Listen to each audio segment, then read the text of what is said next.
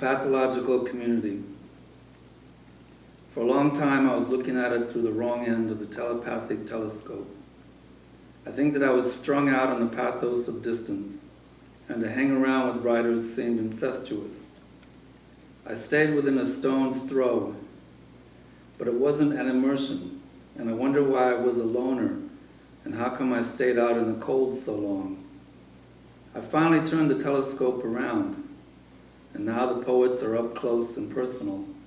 They're coming into focus. So is a Homeric dimension of the spoken word, a way of life for any poet worth his salt. I didn't expect much from the poetry community.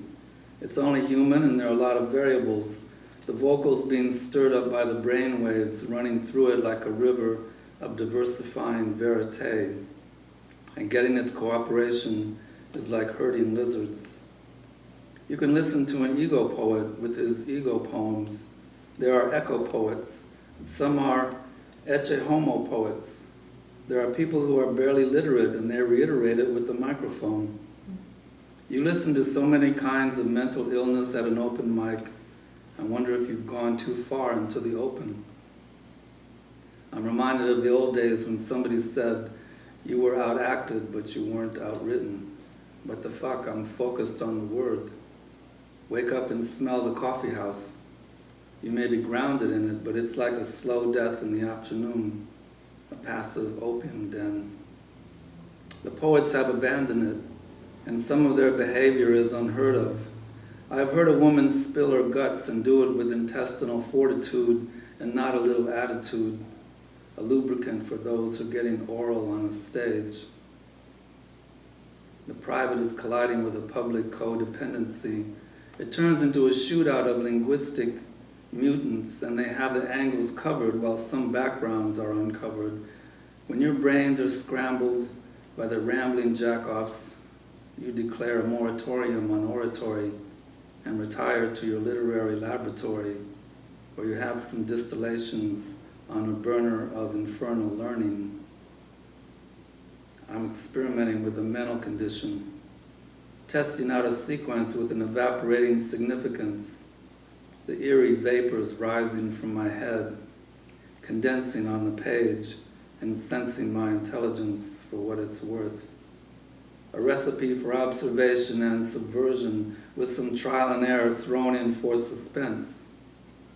A marijuana levitation, even though it's dumbing down the conversation and your timing may be off, it is intentional. There is a four-dimensional fortitude as you inhale the human condition, also known as THC. A woman is demanding TLC. It keeps you on your fingertips, and that is where the sparks are generated. Ask anyone who plays guitar if that is true. Some are rendezvousing with the muses by becoming invisible. Unfortunately, their transparency becomes a habit. No one knows that they are moonlighting as a poet. And in being so ephemeral, some people see it as a lack of substance, and they run right over them. The tire tracks of otherness are registered as lines of writing, or a last line of resistance on the part of someone who's too mental for his own good. But some neuroses and pathologies are unavoidable. You're thrown into them by the physics of your own existence. The poetry of commoners is not PC if it is worth its peppercorns. It is a pathologic conversation and a possible conversion, a power chord in a prosaic country. It's a long prose cutter and a philosophic coke rush. It's a poor man's concerto and a pornographic curtain as you pan the circumstantial evidence of a personal condition with poetic correlations in a pandemonium chorus.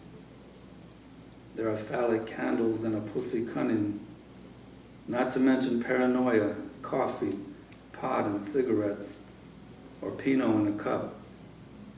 It pacifies the critics so a paranormal composition will ensue and maybe please the crowd. They like it when you're pissing on a congressman, performing with some congas in a post-industrial club.